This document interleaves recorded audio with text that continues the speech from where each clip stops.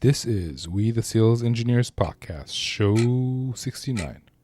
Welcome to We the SEs podcast, the show for sales engineers by sales engineers with your host, Ramsey Majaba. The kids' favorite game is to use Ramsey as their play structure. Hope you enjoy the show.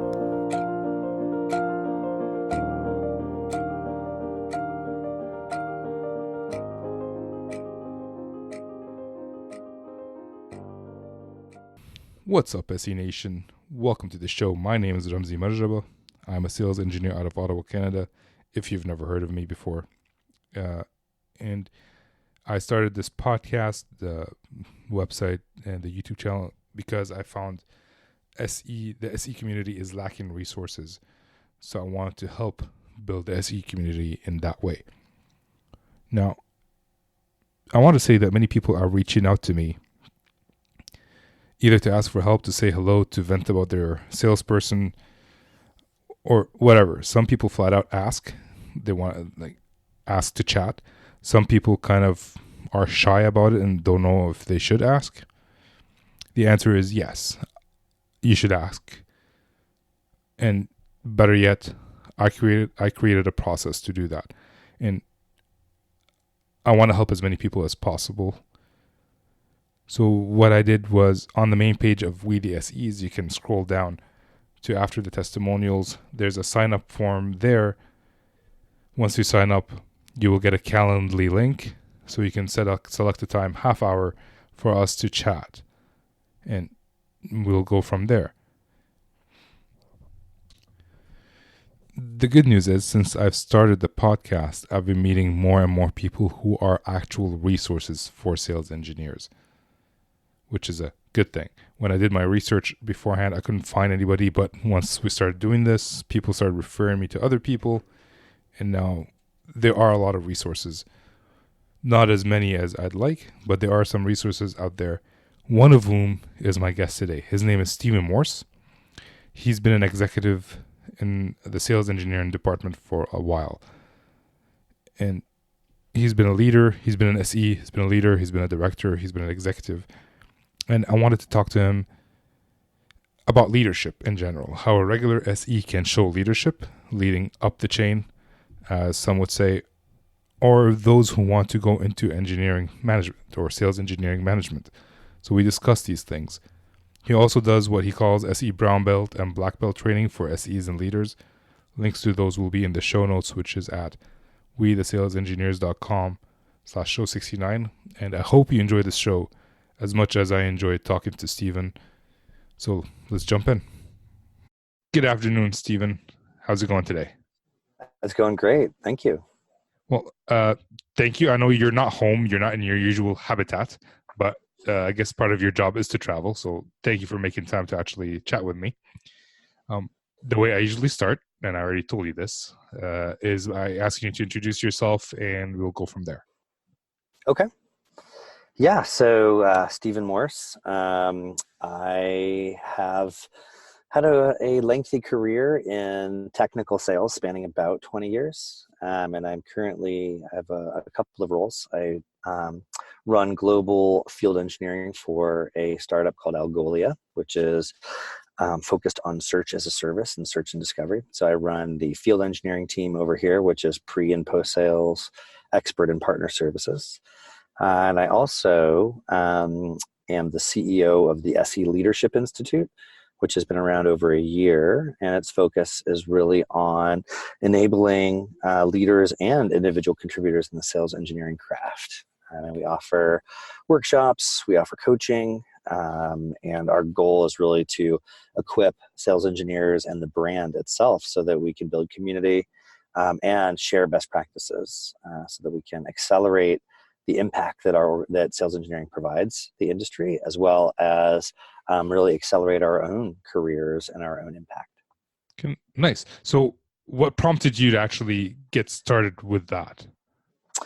Yeah, well, actually it was through a couple of friends and partners who were building sort of workshops for startup SaaS professionals. And I am affiliated with a group called Sassy Sales Management that looks to equip SaaS professionals across all disciplines, from sales, CSM, sales engineering, marketing, ops, and SDR.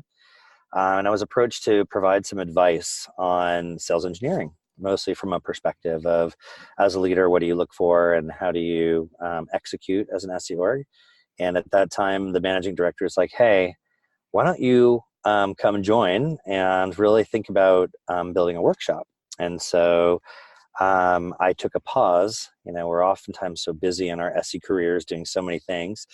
I actually took a pause of a few months to really write down the canonical view of best practices of sales engineering leadership and being an SE. And then I offered that in June of last year, and sort of just took off from there. Nice. Good. So your focus is SE leadership, although I think SEs can be leaders from whichever position they're in, whether they lead their sales team. So whatever we talk about, although we're talking about in terms of leadership, it could apply to any SE. Yep, I couldn't agree with you more there. In fact, while I've been a leader manager for the past 15 years or so, my definition of leadership is in any place where you influence people or really get behind projects or initiatives. And in this case, I think that individual contributors, SEs, as well as SE managers, all of them have this opportunity to be outstanding leaders and to drive outcomes for themselves and the people that they support. Perfect. So we know a lot of SEs, and a lot of SEs are great SEs, but not a lot of these great SEs actually make up good managers/leaders. They could be good individual contributors and do their craft very, very well. So what are the qualities that makes an SE a good leader? Yeah, I mean, I guess I would just sort of step back and say, again, leadership is different from management from the sense that, we're really seeking to work cross-functionally, influence people, and achieve outcomes. When we talk about SE management, on the other hand, it's a pivot to a very different role. And I've worked with a lot of folks that are looking at careers where they've achieved a lot as an individual contributor, and they're considering the next move into management as a pivot. But I really counsel them that it's a very different role. In fact, it's a very different job. You're going from a role where you are frequently the hero, where you're frequently the driver, and you've achieved a level of excellence yourself. And you're very much adaptable, creative, and capable to continue that. The manager role, where you're actually a supervisor, is completely different. You're really there about managing resources, deflecting, helping to progress and grow individuals. And so the job is absolutely different. And while you need to continue to develop in a management role in a lot of facets around coach and mentorship and leadership, your job is effectively to help develop your people. And I will offer one anecdote. We teach this at the workshop, and this was my personal story when I first became a manager back in 2001. As with most people who take on a management role, have no idea and are bound to make lots of mistakes as they figure out how to do this. And I put a placard. Someone gave me a placard. I put it on my wall in my cube, and it was simply one statement. It said, "My job is to develop my people to do my job better than I ever could."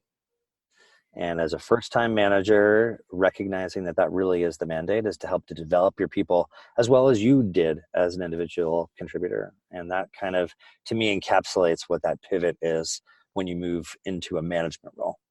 I will offer one other anecdote, which is I honestly believe that in the individual contributor track is equally as important as moving. There should be no feeling of having to move into management to progress your career.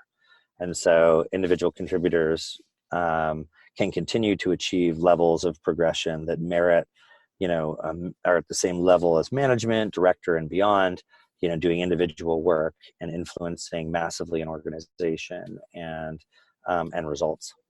Okay. I haven't. So maybe my experience is a little bit different. In my previous company as a sales engineer, I felt capped.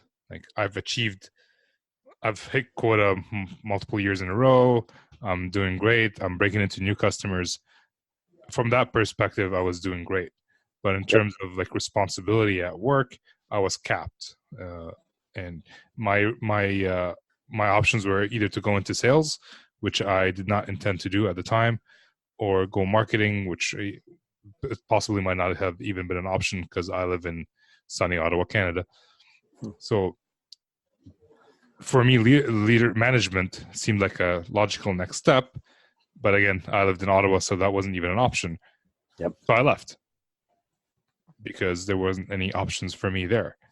But you're saying that as an individual contributor, I can achieve the same level of like, what is it? The same level of what? Influence you mentioned? Yeah, I would say that a broad impact. I would say recognition. I would say compensation, ownership of a company as a management track. And so I guess the best practice, if you will, of looking at the individual contributor, the sales engineering track, perhaps at your earlier company, that ceiling, was artificially put there, and there really should be opportunities for you to achieve architect or principal level, beyond principal level attainment, where the type of vectors that you're looking at allow you to sit at the table with leadership or with management, Yep. allow you to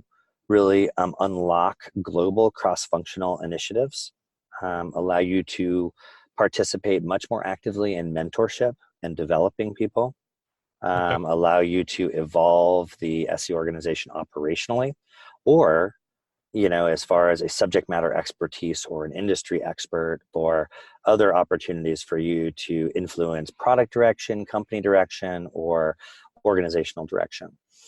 Okay.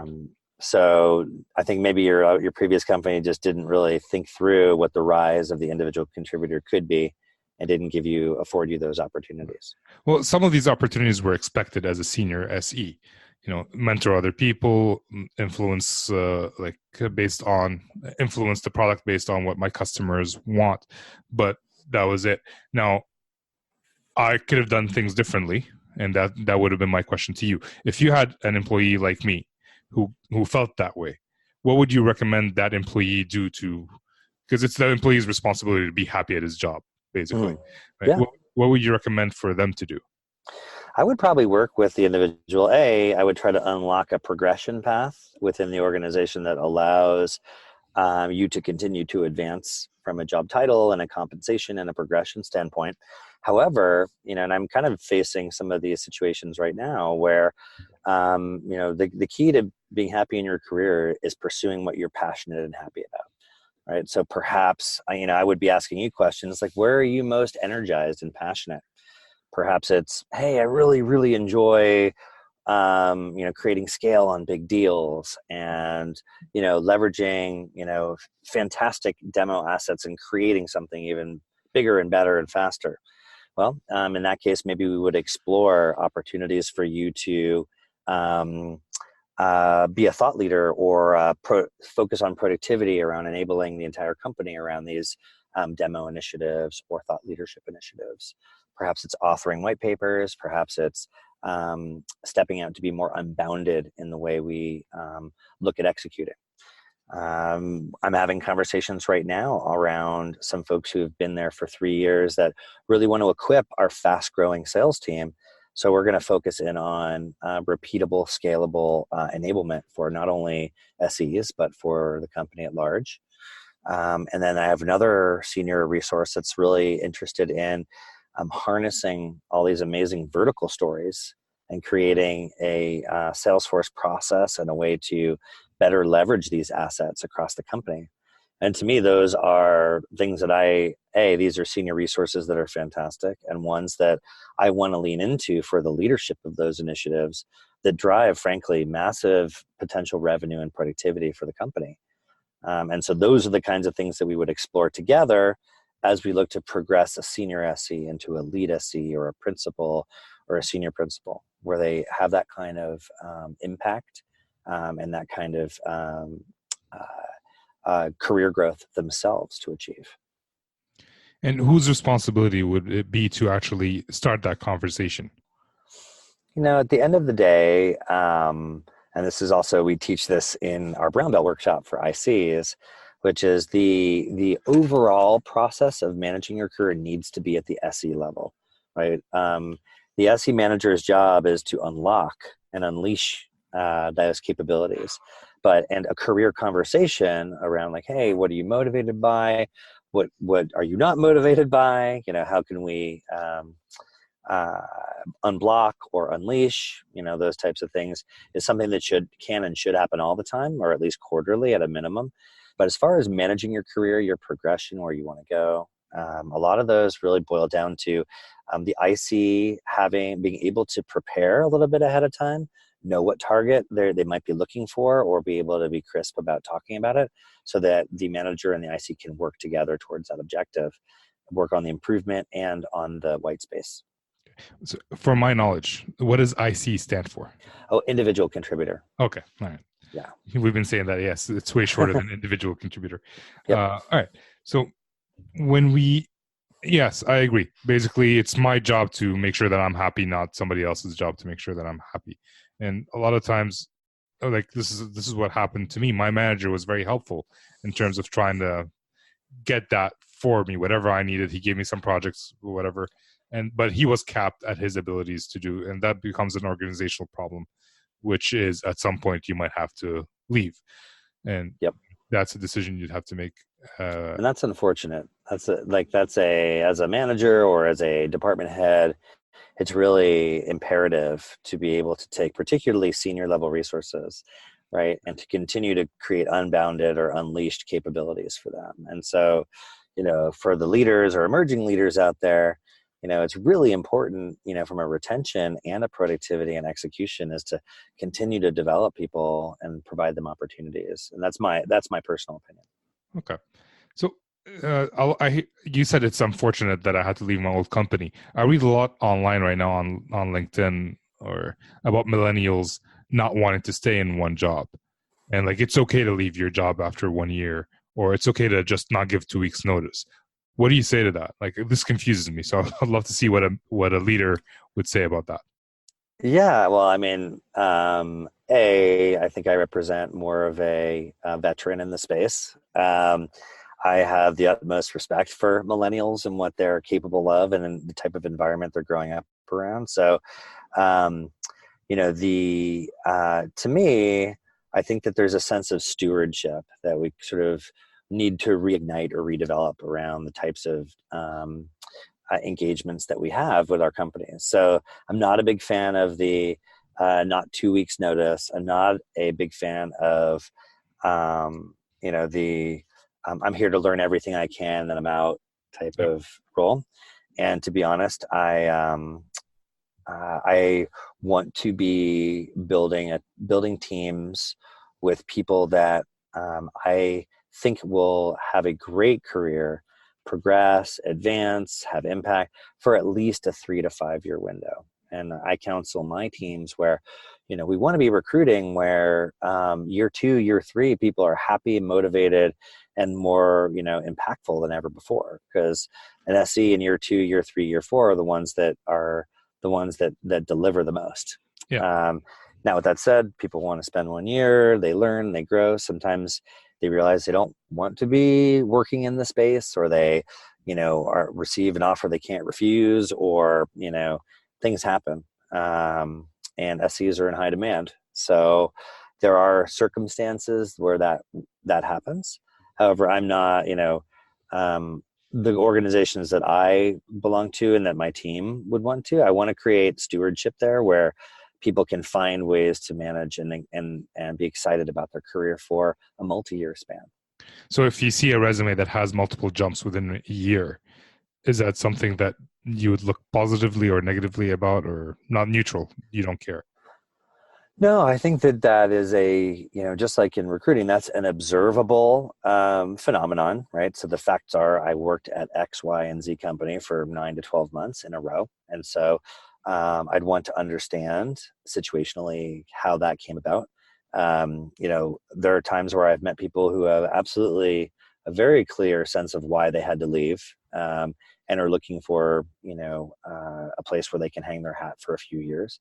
So I'm not going to overly judge that. I do want to understand that, why that's the case. But probably more importantly is, if it's a habit, so for example, if that has become a behavioral pattern within the person, right, then that's a pretty good correlation sign that there's a high propensity it might happen again. Yeah. So there's, situations where, hey, these few jobs didn't work out for whatever reason, and but the person's still really looking for a good career growth within an organization. But then there's the type of person that does really work. I want to work 9 to 12 months and move on, and kind of continue to advance. And those would be people that I would probably refrain from hiring unless I felt like in 9 months they could deliver something really phenomenal that was specific and project oriented. Yeah. They would pay back the investment that you just put in them. Right, exactly. If in that short window of time that they can deliver the ROI. But as you probably know, and I know, it takes 6 to 12 months to really get the industry, technical, product, and company expertise to be good in a company and deliver results. And it's year 2, year 3, year 4 where you become unleashed as an SE within a company. Yeah, like I moved from, like I mentioned, I moved from an old company to a new company within the same industries, communications, and I'm still learning. Like I feel like I know maybe 40% of what I want to know by the end of my, like when I'm done. I don't need to learn anymore, but then new technologies come up and then I have to learn again. So you're paid, and hopefully you're well paid to do that too, which is why I love you're paid for your expertise and to stay a student of your space. So yes. That's one of the things I love about being an SE. Yeah, definitely. And what I love about being an SE is there's a broad spectrum of what you could learn in terms of technical or interpersonal soft skills. It's not just one thing. So what made you choose to become a manager? Yeah, well, to me, I was, to date myself a little bit, back in 2001, I was working for a company called Siebel Systems. Yep. And I had rapidly gone from senior SE to principal, and we were expanding geographically. And I'm a big fan of mobility and international, and we were literally opening up APAC. I was training the head of APAC sales engineering, and I spoke to him and I said, hey, I'm really interested in mobility. One of the litmus tests of being a manager or testing whether people are ready for management is to just be self-aware of what that means, right? You're going to be developing people, not just being a hero IC. And I knew that it was really about hiring and retaining and growing people. And so I wanted to give it a go, and everybody at some point, has to make that decision if they want to go that route and, start building the experience around it. I will say though, for the people for your audience, is probably the most important barometer of readiness to become a manager is to understand that the job is fundamentally different, and that you become really about unlocking human potential and not about even executing deals. So being aware of that, I thought I would give it a go. It turns out I'm okay at it. Sorry, I had to write that down. You're unlocking human potential. Yep. Nice. So you were okay at it. You were good at it, I'm assuming, considering you're now what you are. Mm-hmm. Is there anything that shocked you initially? Like you knew that your role is going to change, but is there something that just shocked you as soon as you took the job? Yeah, everything. And anytime you sort of take that plunge into a brand new job, really anytime you take that plunge, it is completely different. And I coach and teach and do workshops with a lot of young leaders. And I love that conversation when you're 2 months into it and then you hop on a Zoom or you meet live and you go, hey, how's it going? now that you actually see what this job is, how are you doing? And generally across the a table, there's like a faraway look and a big sigh, like, yeah, so that's what this is all about, right? Because now you're deflecting HR conversations and you're resource managing from AEs, and you're, recruiting, and you're dealing with all of the realities of what it is to be a manager. For me, it was even more challenging because my boss was in Australia and I was in Singapore, and I had no US based employees, and they were all from Singapore and Malaysia and China and India. And I proceeded to make every mistake in the book around recruiting and deal reviews. And because I was an American principal SC who knew everything about everything. And luckily I had that placard on my wall, which said, my job is to develop my team better than I could. And I had a great sales managing director who took me under their wing and taught me, the softer side of leading, and went from there. But you gotta have to, when you make that pivot, you've just got to go through the whole life cycle of it and be prepared for successes and failures along the way. Okay. So when you're looking right now for an SE, to hire an SE, what do you look for? Yeah, that's a great question. There's we're currently in a market where there's not enough SEs for the job. There is no track in college or boot camp on how to be an SE, unless you look at sort of the workshops that I do, where we try to really give people a canonical view of what pre-sales is. And so a lot of SE managers are out chasing, unicorns that are riding on rainbows. And frankly, there's very few SEs that are really, particularly if you're a smaller company, it's really hard to find SEs. Right. And so we need to make SEs. And if we think about it that way, there's a huge funnel of potential people who haven't found out what SE is all about, and would be delighted at the opportunity to look at the combination of technology mastery, sales mastery, and customer mastery, right? Those three pillars that make a great SE. And so what do I look for in terms of a great SE? I think it's probably 4 buckets. And I would argue that almost every SE manager will be looking for similar things, or they're misguided. And so here are my 4. One is curiosity, and intelligence. So that we're problem solvers. That being curious allows you to talk to a C-suite. It allows you to talk to an engineer. It allows you to try to solve conundrums and problems with customers, right? Yep. And then generally related to that is intelligence, right? So being an analytical thinker, being one that's voracious about knowing the space. Third part, work ethic, right? Typically we want someone who's going to get in there and do what it takes, work hard, go get them. And it doesn't have to be a career SE. It could be someone who ran an Ironman triathlon. It could be someone who started and sold a company before they were 25. It could be someone that was an inner city teacher at the age of 21 and blocked and tackled everything that there is to do. You're looking for that kind of someone who has the tenacity. Yeah. And then probably finally is coachability, right? And I think that's important at all levels, because we are always learning, right? And we need to be able to be coached, take feedback, and we have the gong. A deal just closed. Congratulations. Thank you.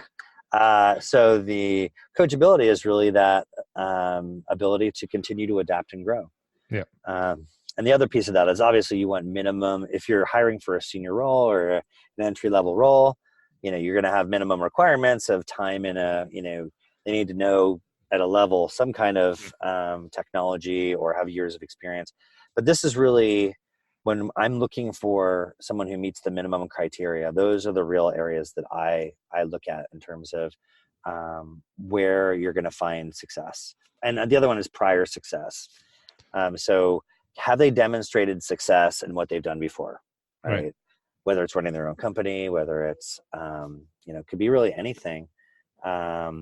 Because as I mentioned before, past behaviors and successes are more correlated with future success than asking hypothetical questions in an interview. Sorry. I have to take a lot of notes when you're. I think you should come to my workshop. All right. Yeah, we have leadership workshops and individual contributor workshops that happen quarterly, and we cover a lot of the stuff that we're talking about here. But again, the mission of my SE Leadership Institute is to share the principles of SE with the world and help uplevel our community and our execution. So nice. So okay, we talked about picking an SE. What do you look for while picking a leader for your team? Yeah, that's a great question. I guess I kind of touched on it before, is if I'm looking at someone who is interested in pursuing their first management role, right? That's a different conversation. The first thing that I really look for are awareness of what the management role is. It's difficult to be a manager if you're not emotionally intelligent. So kind of understanding EI competencies in general. And, the main domains of EI really include self-awareness and self-management. So the ability to really kind of recognize your own emotions, your own situational context, and be able to recognize that in others. Because frequently, your job is to help understand, grow, deflect problems, have difficult conversations, build resilience and adaptability in tough circumstances, which is really what kind of happens day to day for the manager. So those are the things that I look at when I'm evaluating candidacies for people who are looking towards management, and people they've been a study, asking me questions about what the management is, reading books, trying their best to learn before they go into an experiential, world of actually doing it. That's how I usually identify folks that are good candidates for management. If people are not inclined in that way, I'll typically push them towards those resources, ask them tough questions, so that they can build that self-awareness, right, and get ready for what the job really entails. So something happened to me when I mentioned that I went to the only path for me was sales, and I did sales for 4 months. When my sales guy got promoted to director for sales, I didn't have a sales guy, so I had to do the job, and I didn't know what sales was. I read a lot of books, but until you do the job, it's very hard for you to actually understand what that means. Like calling someone 10 times a day, or six touch points before they make a sale, or whatever that is. So as a SE aspiring to be a leader at some point, for anyone listening, how can they learn what you're talking about? Yeah, I mean, and heading into sales, maybe I feel bad that the only route that they were offering you is into sales, because that's a very different job too. It was right? the only route that was available at the time. Okay. And it wasn't a sales job. I was still an SE doing a sales guy's job because I didn't have one. Oh, you mean they tacked on a quota and said do everything? Yeah, pretty much, until they hired an SE, and it took until they hired a sales guy, it took them 6 months to hire a sales guy. So I had the quota for that 6 months. Well, congrats. You have probably learned what the high pressure cooker world of being in sales is all about. But again, that's a very different job as well, just like management is a very different job. So to your question, how do you learn about those things? I would first and foremost talk to people in your target role, right? So talk to different AEs, to ask them what your day-to-day is like, what they don't like. Talk to others that have maybe made that transition. Young SE managers, all of us dive in at some point who move into that role. Talk to folks about it. What were the tough times? What were the, some people think that they're going to be really good at it. Ironically, when a manager candidate comes to me and says, yeah, I've talked to other people and I'm kind of afraid of this piece of the job. And will I be good at, managing people or being a good leader and inspiring others? And so to me, that speaks to the self-awareness where I'd be, okay, I'm a little bit more inclined to think you're a good candidate because you're open and honest about your target role, what your gaps are and how you address them. Yeah. And so that would be the most important thing, is recognizing it's different. Go talk to people in that target role. Figure out what it's like to make that transition. Really map it against where you feel your strengths are, right? And even if you do want to continue to go, and that way everybody's always learning. I would call myself really good at inspiring others and managing, but sometimes I fall down and I talk too much, and I'm an over mentoring, right? I over mentor, and I shouldn't do that. So we're always still learning and growing in our role. That self-awareness of where you need to go doesn't, or your gaps doesn't preclude you from being a manager. It just gives you a self-understanding so you can develop in that role. Okay. I just want to clarify something because I don't know if it's sounding like my old job, no, like was horrible. Like I had a very good job. They offered me a role with no experience whatsoever, and I had the best manager I've ever had there. So I just want to point that out before we go down a rabbit hole that, perhaps this previous job sucked, but no, it didn't. No, totally. And I don't mean to be pointing any finger at a specific organization or so, Yeah. but I do think that, being a leader for so long, our job is to help people create the best work of their careers and unleash them. Yep. And so I think that we as organizations and as people continue to always do that and want to do that. And so that's the perspective taking that has brought me to those comments. I'm sure that the job you were at before was great too. No, it was good, but like that's like the manager I just mentioned. I always talk to him, and like he would tell me how much he's shielding other people from like their account managers or somebody in the organization is doing something bad, and he never told me how much he shielded me from stuff that's happening with me until he left the company. It's like, hey, watch out about this, watch out about that. So I never like. You never know what the manager. That's the problem about being a manager and not being a hero. Nobody knows what you're doing until you leave, and then there's a gap, and then everything's coming down on you as a individual contributor. So from an SE to a leader, thank you for that. So good self-awareness, Ramsey. Well, thank you. All right.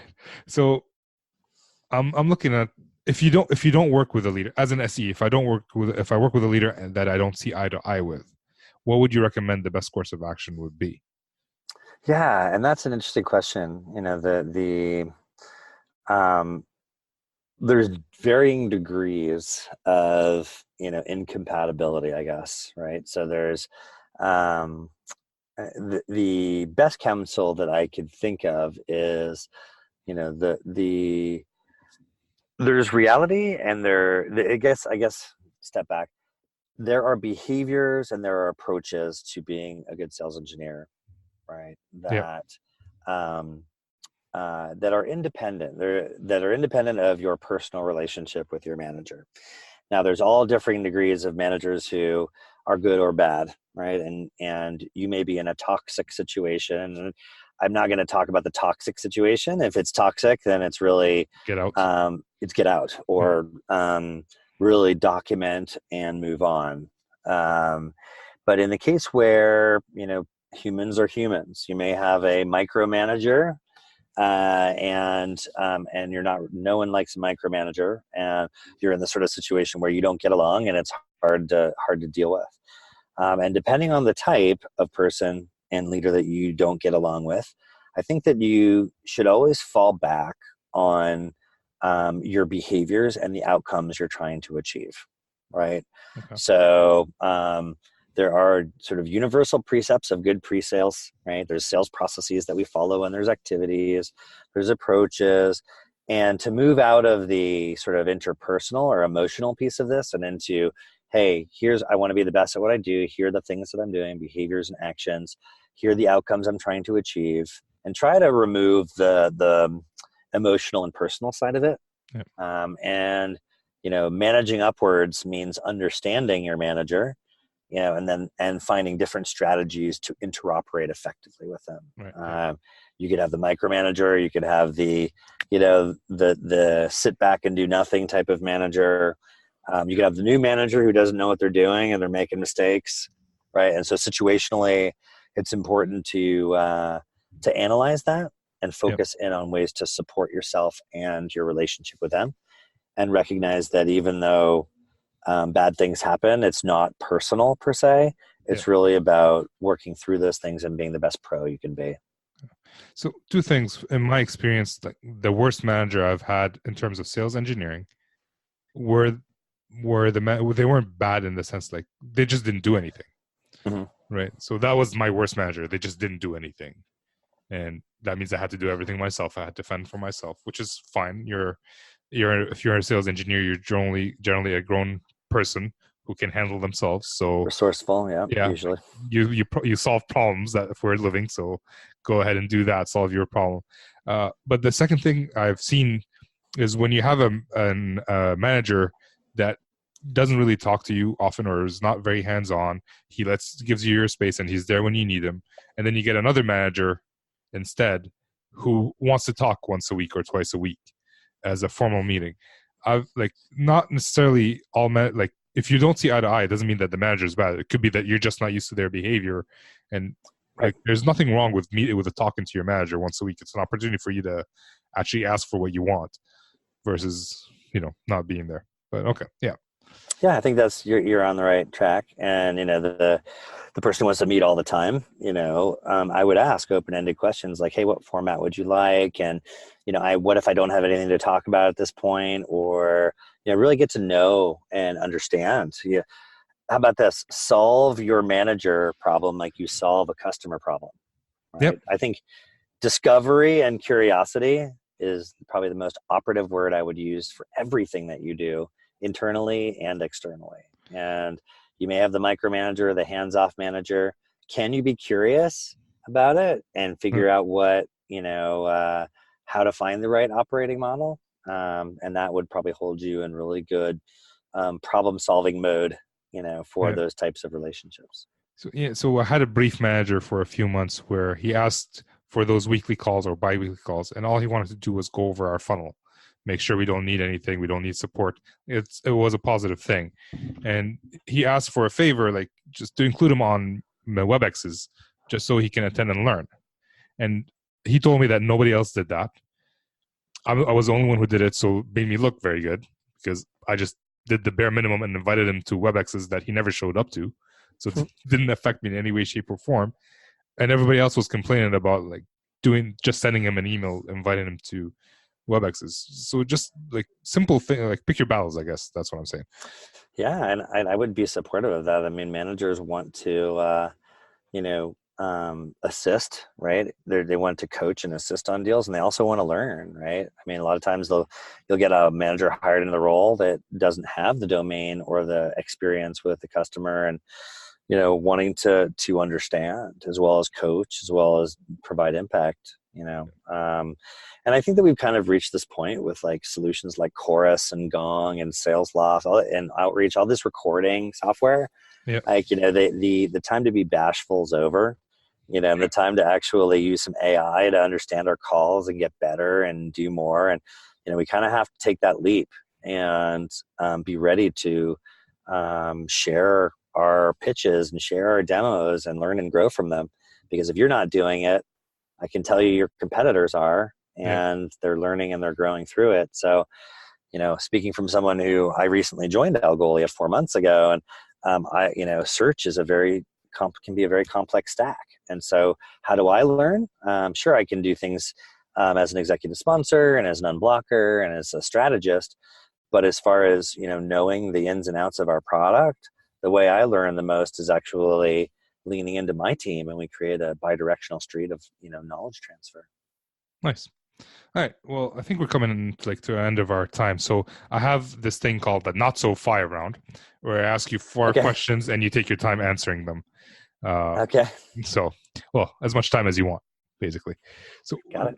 What's the one thing you love about being a leader for your team? Um, and so the one thing that makes me happy and makes me passionate and motivated, to Yeah. get up every day is to unleash the potential of my team. Okay. Right? And I mean that in a couple ways. One is to develop them in ways that they're passionate, to see them achieve their own impact objectives, their own career objectives. Right? Having been in the industry for a long time, that's what makes me most happy. The other piece of it is solving problems in new ways. Nice. Have you seen SEs reporting to sales directors? And have have you seen the same passion from sales directors about that, or is their focus somewhere else? You mean, have I seen the same kind of uh, a outcome with managing salespeople or No. SEs? Is that the question? Some companies have the salespeople and the SEs reporting to the same sales director, so there's no SE manager or like field Mm-mm. engineer manager. And Yep. I don't know if you've seen that.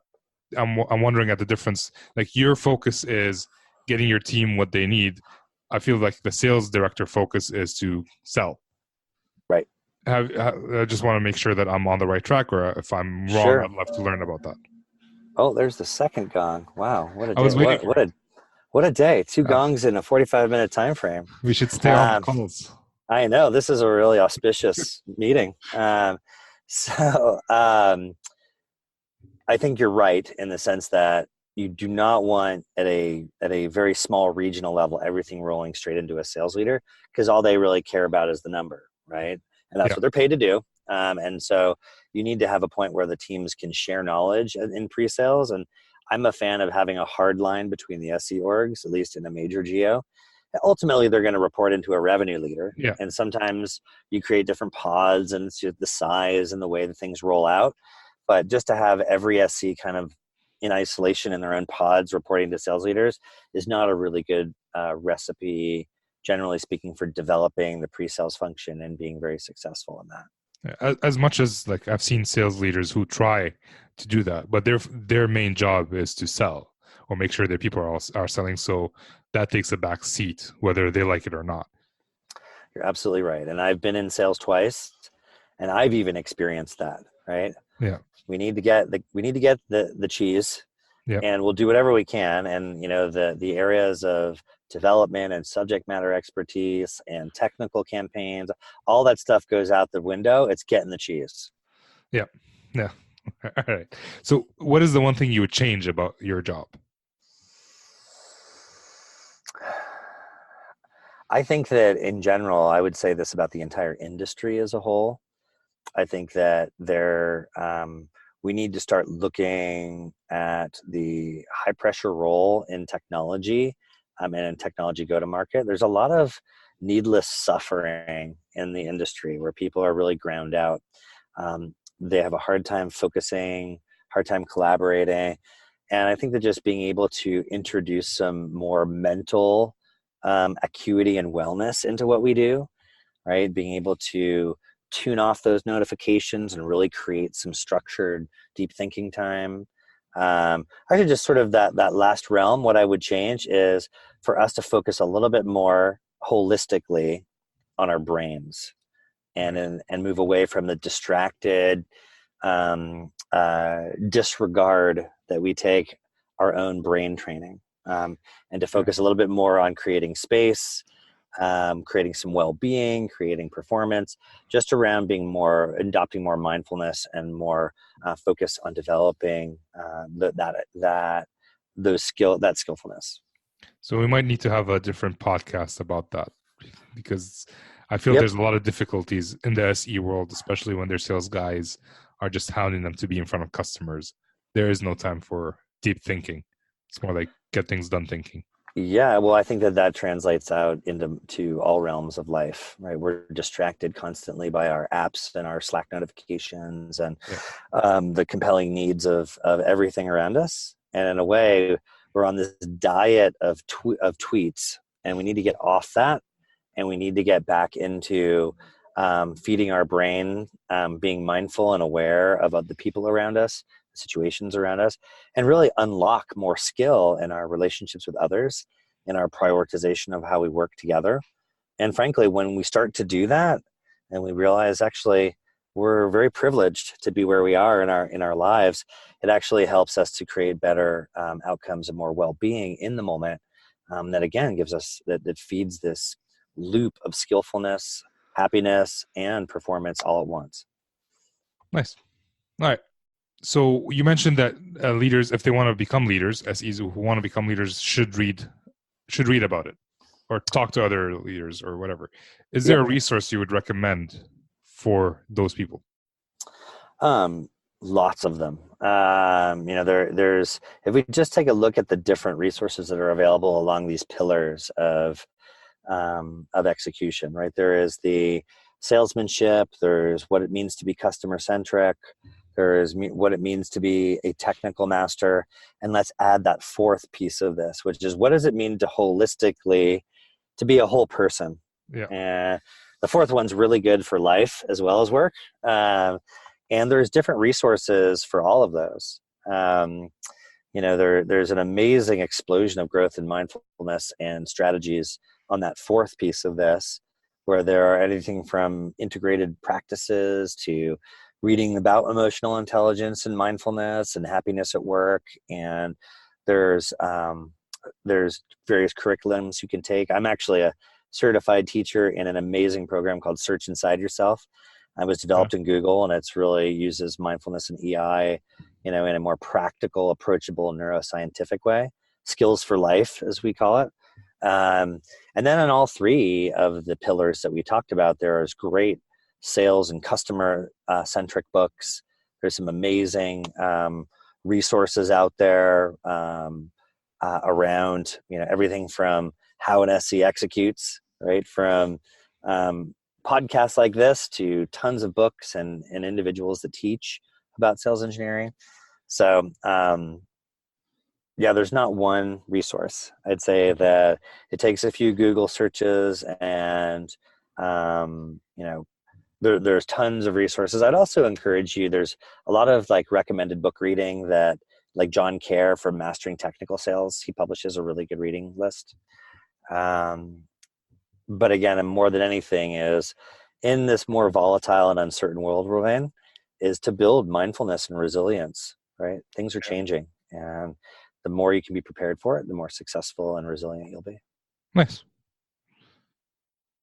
There's a book called Mindset, which every time you say mindfulness and resilience, I think of that book for some reason. I love that book. And that's a book about having either a growth or a fixed mindset. Yes, exactly. And the main iterative piece of that is if you look at failure as some kind of personal thing, and that you can't grow or change, that's a fixed mindset. While a growth mindset will just be really focused on what can I learn, right? And recognizing that failure, I guarantee every person who will ever listen to this podcast will experience failure. It is called being human. And so it's what we do with it and how we apply lessons to learn and grow, which will really determine, our happiness and our trajectory. If people listening want an example of failure, I emailed you or messaged you over a year ago. Oh, okay. I failed at that. And then I did it again. And this time I must have caught you at the right time. And look at us now. Yeah, we're talking. So thank you for making time. Thank you for your persistence. Oh, my pleasure. That's the easiest thing I can do, sending emails. So last question. Where can people find out more about you? Well, I would encourage everyone. I'm a career SE. I love sales engineering. I think it's amazing. Reach out to me at LinkedIn. It's Stephen Morse. I work at Algolia. If you put those 3 keywords in there, you should find me. I also, again, run my own community of sales engineers and leaders. It's and the URL is seleadership.com.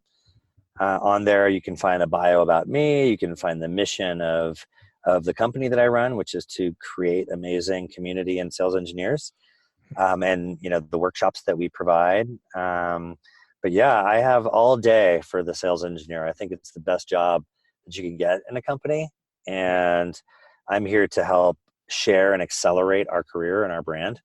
And I know that there's a few others out there that are doing the same thing, like yourself. And so I want to hear from you. When's your next leadership workshop? Yeah, they'll usually be quarterly, and they usually oscillate between San Francisco and New York. So it's coming up in August. You can Okay. find all that information on my site. And talk to alumni and things like that who have been through it, because we've got quite a community now, which is great. Nice. So I'll have links to everything we talked about on the show notes, which is show 68, I believe this is. Awesome. Thank you so much for your time. I really appreciate it. And congratulations on the 2 deals. I was waiting for the third. I think I'm just going to stay on the phone until I hear it. That's right. Well, yeah, the way we're doing one every 15 minutes, so we're close. Thank you, Ramsey. I appreciate it. Great to meet you live, and great to spend some time talking about our joint craft. Likewise. Thank you. I'll see you later. Thanks, Ramsey. Bye. Maybe I should stop doing outros altogether because they all sound the same. I just love talking to sales engineers in general, and I say that at every outro. But today, although I enjoyed talking to Stephen as a sales engineer, I felt even on this call he's more of a mentor. Like, even to me, this is the second time I talked to him, and I felt I was being mentored. He wasn't saying anything flat out like you should try this or you should do this, but the things he was talking about was giving me ideas of how I can manage my own situations. So that was good. And what's stuck in my mind right now are a couple of things that Stephen said. And I quote, solve your manager problems. Sorry, unquote. The quote now. Solve your manager problem like you solve your customer problem. I'm going to say that again. Solve your manager problem like you solve your customer problem. He also said that discovery and curiosity are the most operative words internally and externally. Even internally, that's important. Basically, if you have any issues internally or externally, you have the ability to solve them with a bit of discovery just to figure out what the problem is. I think that goes for every aspect of life. If my wife is having a problem, I perform a fully fledged discovery. Not a call, but fully fledged. Like, I start asking her why questions, what's going on, to help solve the problems. She may not want that, but that's what I do. But keep in mind also the caveat that Stephen mentioned about the toxic environment. That's a totally different story. I really hope you enjoyed the show. I look forward to chatting next week. Keep in mind that there is a way to chat with me if you want to do so. Just sign up to the main page right after testimonials and pick a time we can chat. Thank you guys for choosing to spend your time with me. With that, this is Ramsey signing off.